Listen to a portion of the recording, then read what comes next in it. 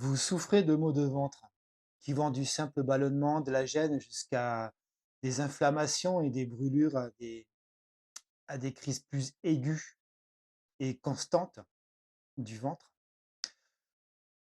Vous avez un régime alimentaire restrictif et parfois de plus en plus restrictif, ce qui arrête les symptômes, mais vous avez toujours ce régime alimentaire, sinon ça revient. On vous a donné des antibiotiques aussi pour après refaire la flore avec des probiotiques. Cependant, ça fonctionne ou ça ne fonctionne pas, mais ça revient par la suite, à d'autres moments. Il y a quelque chose donc qui ne fonctionne pas bien à un moment donné au niveau du ventre.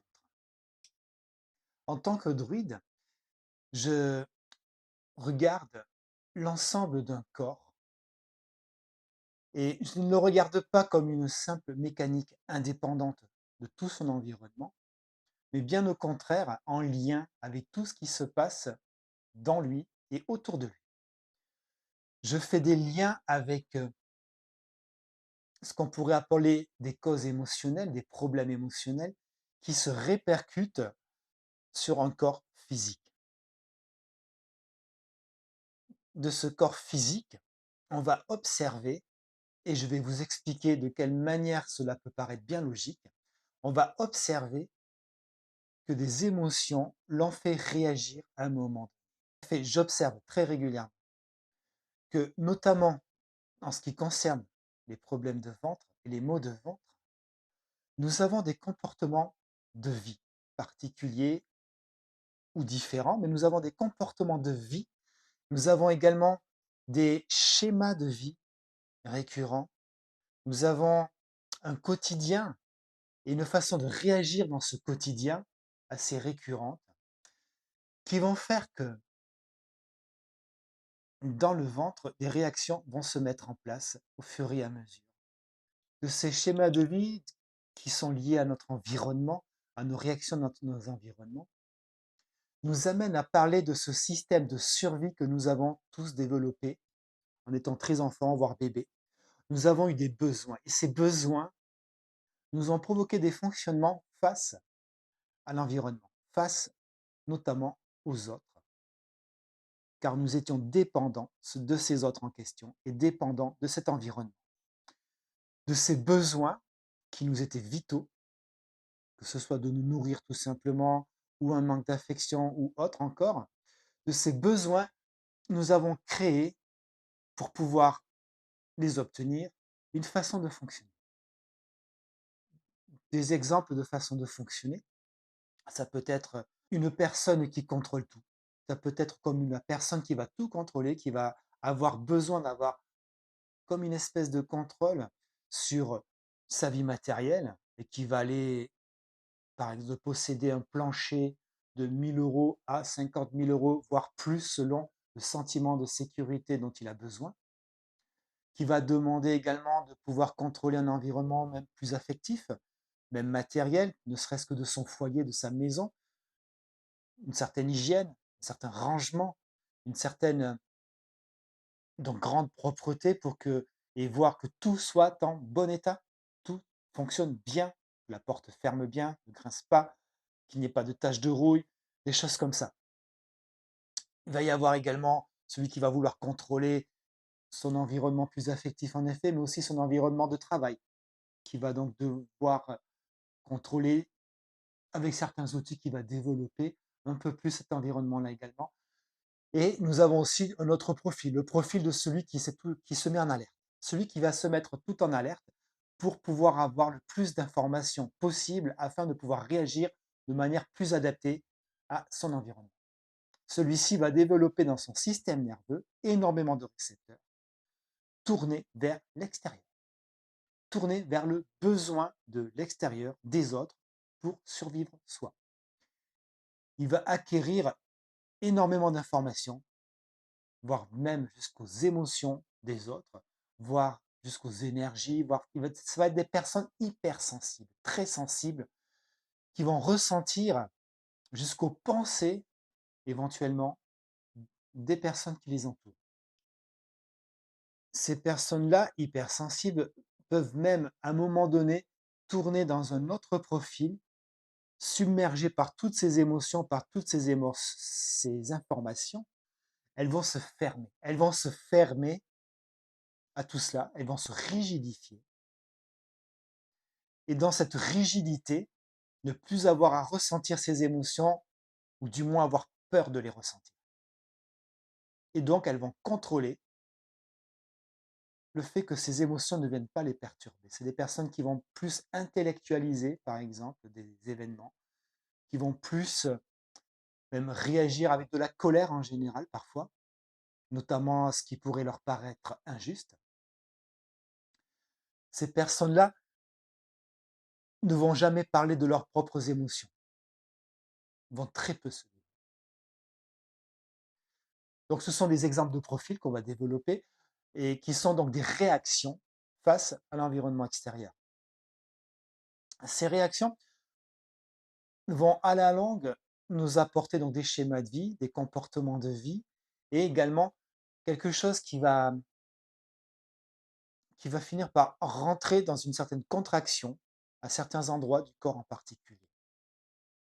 Et il se trouve que souvent, ça va se trouver au niveau de l'intestin. Je vais vous parler là-dessus, pour en faire un lien, d'une expérience que peut-être certains d'entre vous connaissent. Il s'agit de cette expérience que nous avons fait sur des souris. Nous avons observé en leur développant un système de microbiote inexistant. Ce microbiote n'existait pas sur certaines de ces souris. Et ces souris, absentes de microbiote, notamment au niveau de la flore intestinale, n'avaient pas de comportement de peur face à du danger. Cette peur qui peut nous protéger face à un danger n'existait plus pour elles. Et quand on introduisait à ces mêmes souris un microbiote d'autres souris, elles retrouvaient de manière naturelle ce comportement de peur vis-à-vis du danger. Alors qu'est-ce qu'on observe sur le microbiote, même humain?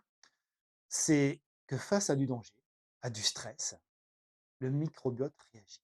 Il peut même réagir jusqu'à se déséquilibrer. Que se passe-t-il quand il se déséquilibre? Eh bien, il n'y a plus toute l'immunité dont on profite avec le microbiote pour protéger les barrières intestinales en particulier. Cette barrière intestinale sans protection, mais même plutôt attaquée par des pathogènes dans ce microbiote déséquilibré, va réagir. Et tout un système immunitaire du corps se met en place jusqu'à créer une inflammation dans l'intestin, voire même tellement il va être attaqué à un moment donné que cette inflammation va créer des porosités aussi, avec une peau qui va devenir de plus en plus fine. Cet intestin, qui est une peau intérieure à nous, qui est un peu comme la frontière, enfin, qui n'est pas un peu comme la frontière, qui est vraiment une frontière entre l'environnement extérieur et nous, cette peau qui quelque part donc nous protège de l'environnement extérieur, est censée donc nous protéger de cet environnement, va filtrer, va filtrer au niveau de l'intestin grêle ce qu'elle va absorber ou pas absorber, ce qui va être bon pour nous ou pas bon pour nous. Cet intestin grêle est un juge. Et ce jugement, on peut le retrouver dans nos comportements de vie. On peut être des juges également aussi. Alors ceci fait partie des comportements qu'on n'apprécie pas de soi en général. Mais ça peut se voir de manière plus simple quand on va réagir à une injustice. Quand tout à coup il y a quelque chose qui nous paraît injuste, on va réagir à ça. Et notamment pour ceux qui sont plus dans un profil volcan, une colère rentrée, on va réagir avec de la colère. Et on va reporter cette colère et cette réaction sur quelque chose qui donc est une cause, par exemple, à défendre. Ça va être du jugement de comportement sociétal, des choses comme ça, pas forcément de juger quelqu'un en particulier, mais surtout, ça peut être du jugement vis-à-vis de soi. On va beaucoup se juger dans sa capacité d'être, sa capacité de faire. Ça fait partie donc de ces symptômes qu'on va avoir de manière très émotionnelle et qui vont se répercuter donc du coup à ce niveau-là, de manière très énergétique et qui va nous contracter à partir de là et qui va provoquer quelque chose comme du stress et qui va faire donc toutes ces réactions en chaîne. Je parlerai dans une autre vidéo également de toutes les réactions en chaîne que provoque une inflammation de l'intestin, qui ont des conséquences encore ailleurs, même autres que vis-à-vis du digestif. Du coup, nous entendons pour le coup que ce microbiote, cet intestin, ont une réaction vis-à-vis des émotions, surtout d'anxiété et de peur. Il y a un lien tout à fait bien concret par rapport à ça.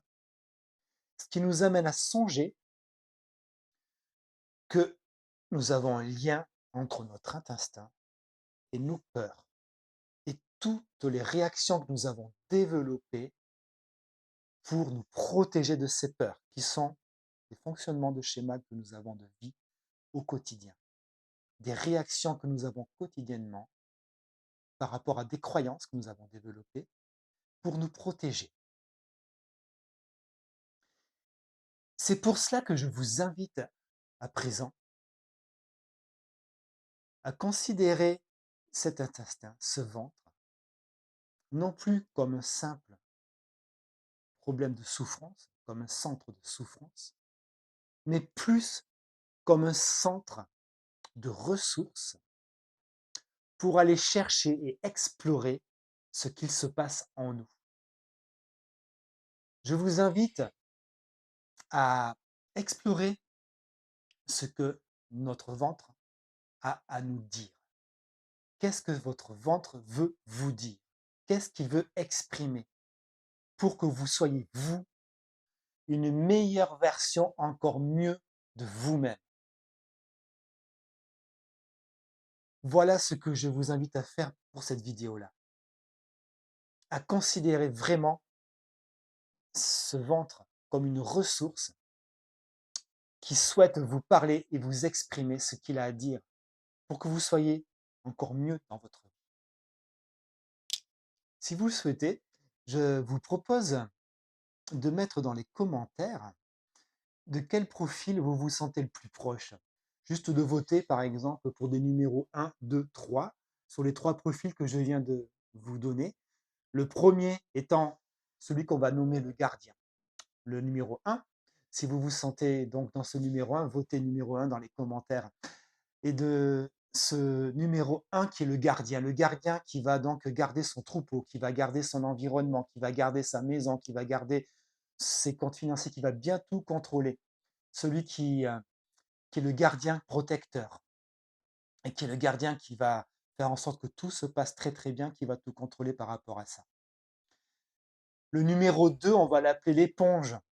L'éponge qui va être celui qui va absorber, qui va prendre toutes les émotions et toutes les informations qui l'entourent pour être bien alerte et bien au courant de tout ce qui se passe et afin de pouvoir bien répondre à cet environnement et être beaucoup plus du coup tourné vers les besoins des autres et de son environnement que de soi-même.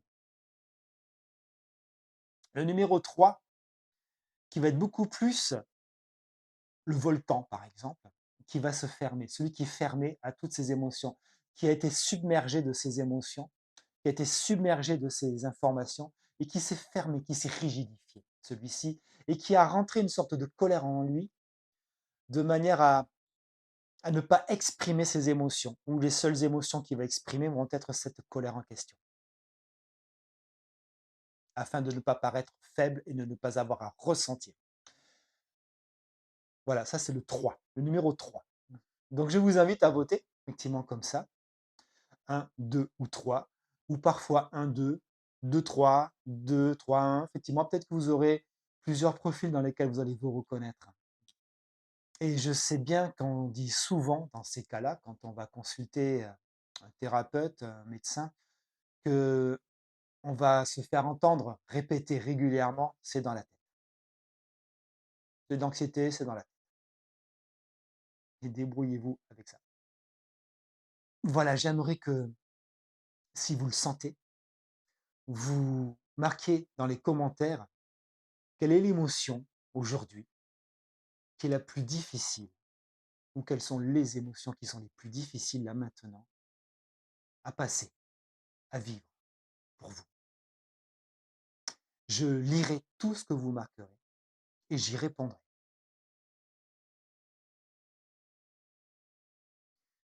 Donc je vous invite à cela. Si vous le souhaitez, je peux également vous accompagner vers ce chemin d'exploration pour aller au-delà et arriver à ce que vos instincts expriment et se sentent entendus. Je vous donne mon contact dans la description qui est juste en bas de cette vidéo. Voilà, si cette vidéo vous a plu, vous a parlé, eh bien merci de faire un pouce, un like, et également des commentaires ou de la partager. Et merci de vous abonner à ma chaîne.